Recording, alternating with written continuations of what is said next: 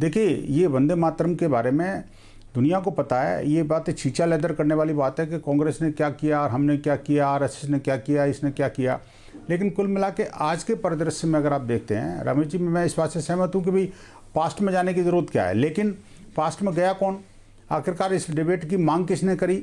कांग्रेस ने आखिरकार इतना स्थगन और हंगामा क्यों किया? तब जाकर के सरकार ने कहा कि नहीं, हाँ चलो हम 10 घंटे की डिबेट कराएंगे। जब डिबेट कराओगे तो फिर तो सारी चीज़ें, भूत भविष्य और वर्तमान सब चीज़ आएगी।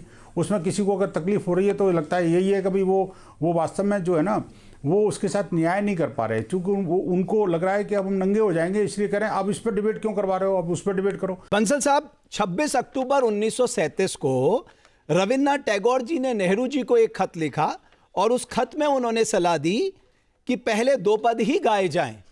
ये तो गुरुदेव रविन्द्रनाथ टैगोर ने सलाह दी थी नेहरू जी को।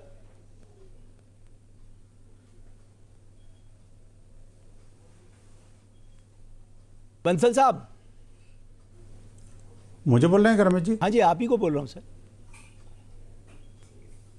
हाँ रमेश जी, मुझे बोल रहे हैं क्या? थोड़ा हाँ आवाज जी, नहीं कर रही थी, दोबारा बोलिए प्लीज। 26 अक्टूबर 1937 को रविन्द्रनाथ टैगोर जी ने नेहरू जी को पत्र लिखकर सलाह दी कि पहले 2 पद ही जोड़े जाएं वंदे मातरम में। जी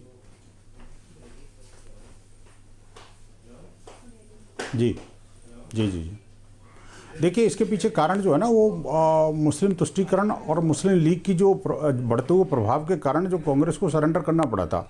ये वास्तविकता, इसको छुपाने का कोई कारण नहीं है। ये दुनिया को पता है कि आखिरकार यही मुस्लिम लीग थी जिन्होंने 1937 से पहले लगातार साथ में मिलकर के वंदे मातरम गाया था। और आप देखिए, पूरा वंदे मातरम गाते थे। लेकिन जैसे जैसे जिन्ना का प्रभाव बढ़ा और वैसे जैसे जैसे वो भारत के विभाजन की उनके मन मस्तिष्क में ये बात आई, तो उसके बाद उन्होंने वंदे मातरम की पंक्ति का विरोध करना शुरू कर दिया। और विरोध करना शुरू कर दिया। कांग्रेस को उस समय सरेंडर करने के बजाय दृढ़ता के साथ रुकना चाहिए था कि भाई हाँ, नहीं, पूरा गाएंगे। इसका क्या मतलब है? तो अगर वहाँ रुक जाते तो देश का विभाजन भी टल जाता, ऐसा लग रहा है मेरे को। और आप देखिए कि वो वही विभाजन की वास्तविक नींव थी। वहाँ से जो है ना, जो अलगाववाद पन पाना जी, उसके कारण जो है ना, देश में अनेक प्रकार के अलगाववाद तैयार हुए। और ये जो जिन्ना की सोच है, इसी वंदे मातरम के विभाजन के साथ ही भारत विभाजन की नींव रख दी। और आप देखिए कि 1937 में जो कुछ हुआ, उसकी परिणति जो है ना 1947 तक रही। और ये जो वंदे मातरम के प्रति जो दुराव है, नहीं, लेकिन देश की कॉन्स्टिट्यूएंट असेंबली ने भी तो इसको चर्चा करी ना। आज भी आपके पैनल पर भी बैठे हुए कुछ लोग ऐसे हो सकते हैं। कॉन्स्टिट्यूएंट असेंबली ने भी तो पूरी चर्चा की ना इस मुद्दे पर, तभी तो उन्होंने नेशनल सॉन्ग के रूप में अडॉप्ट किया इसको। थी जो चीजें कांग्रेस, नहीं रमेश जी,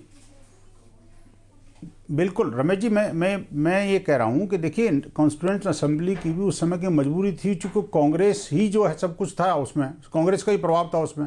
और कॉन्स्टिट्यूएंट असेंबली में जो कुछ कांग्रेस ने 1937 में पारित कर दिया था एक तरह से, वही उसको जाकर के अडेप्ट किया। लेकिन दुर्भाग्य से, अब दुर्भाग्य से मैं कह रहा हूँ, चलो ठीक है, चाहे 2 स्टंजा ही सही।